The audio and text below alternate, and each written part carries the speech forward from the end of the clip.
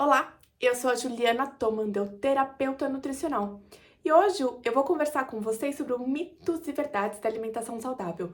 Quando a gente pensa em alimentação, sempre tem muitas polêmicas, muitos mitos e a famosa frase, pode ou não pode? Vamos falar um pouco sobre o assunto. O primeiro item que eu vou abordar com vocês é: carboidrato é vilão? Essa é a pergunta que eu mais recebo em 15 anos atuando com a nutrição. Bom, o carboidrato, já vou responder de cara, ele não é o vilão. O carboidrato é o que a gente tem de alimentos mais acessíveis, né? Que é o grupo do arroz, da batata, batata doce, cará, inhame, mandioca, mandioquinha, os pães, né? As frutas, os doces, enfim.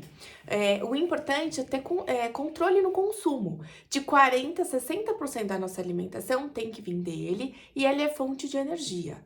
Não consumir carboidrato, na verdade, a gente não tem energia suficiente para fazer as nossas atividades e também pode causar irritabilidade, mau humor, enfim. Então é importante ter, só que é importante ter cautela no consumo em termos de quantidade e em termos de qualidade, tá? Enfim, então eu falei diversos alimentos que são conectados em ser saudáveis. O arroz, a batata doce, cará, inhame, enfim. Tem que controlar um pouquinho mais o consumo do pão, das massas, dos doces, né? Enfim, que aí tem uma qualidade menor quando a gente pensa em nutrientes, tá?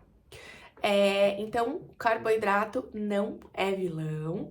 Nós que estamos no controle da nossa vida, então da nossa alimentação também. Então, tudo depende da quantidade e qualidade que a gente está consumindo. Pensando num processo de emagrecimento, é importante ainda controlar ainda mais o consumo do carboidrato, porque ele em excesso se transforma em gordura no corpo, tá? Falando ainda do grupo do carboidrato, mas entrando em outro mito, seria o consumo do pão. Pode ou não pode? Na verdade, o pão, ele tem glúten na composição dele, né? E o glúten, ele foi muito alterado nos últimos anos. E esse glúten que temos hoje, ele acaba trazendo muita inflamação para as nossas células. Inflamação é a base de todos os sinais, sintomas e doenças que a gente desenvolve. Então, o importante é consumir, mas sempre com cautela. Normalmente, nós temos muitos itens no dia a dia que são ricos em glúten. Eu estou falando do pão, mas pão, bolacha, os bolos, as massas, tudo isso tem glúten, né? É tudo que tem farinha de trigo. E na verdade, é tudo que tem farinha de trigo, aveia, centeio e cevada. A aveia tem por contaminação. Então, é possível encontrar também aveia sem glúten, quando ela é plantada, né, em um local distante do trigo, tá? Mas na essência dela, ela não tem, ela tem por contaminação, então a quantidade também acaba sendo menor quando você compara com o trigo, tá? Enfim, e então a gente tem que pensar em diminuir o consumo de glúten no dia. É que o pão acaba sendo muito presente, né? E muitas vezes mais de uma vez no dia. Às vezes de manhã, à tarde e à noite. A minha sugestão é ficar em uma porção no dia. Então escolha se vai ser no café da manhã, se vai ser no lanche da tarde, tá? É isso, tá? Outra coisa que a gente pode falar. O grupo dos vegetais, né, é composto pelos legumes, pelas verduras e pelas frutas. As frutas, na verdade, ela acaba entrando em dois grupos. O grupo dos vegetais e do carboidrato, que eu falei bastante agora com vocês, tá? E, assim, a fruta é saudável? Sim, é saudável. Mas ela tem carboidrato na composição, tá? E temos que pensar que, principalmente para uma pessoa que quer emagrecer, consumir uma quantidade grande de fruta no dia não é interessante. Então, não é porque a fruta é saudável que você pode comer à vontade. A recomendação é de 3 a 5 frutas por dia.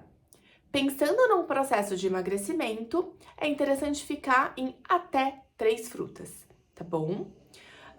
Outro ponto que a gente pode falar, em termos de mitos, se é interessante ou não consumir líquido durante a refeição.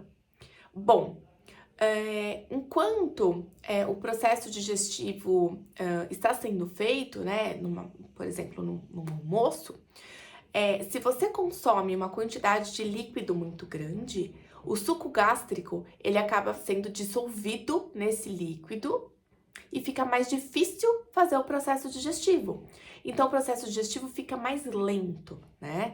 E acaba tendo alguns sinais, né? Alguns sintomas no nosso corpo que não é interessante. Então, é importante, assim, não consumir ou consumir o mínimo de líquido possível durante a refeição. Um outro ponto é que se você consome muito líquido durante a refeição, você pode consumir menos sólidos, né? Menos alimentos do que deveria. E aí, em pouco tempo, você vai sentir fome de novo. Então, acaba não sendo também interessante por conta disso.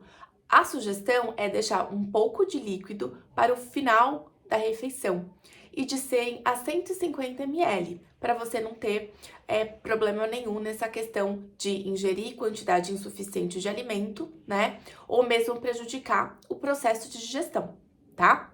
Bom, essas foram algumas dicas, pensando aí, né, nesses mitos e verdades que tem em relação à alimentação. Espero ter ajudado aí nos conceitos de vocês e que vocês possam trazer isso com força no dia a dia, essas orientações que eu trouxe.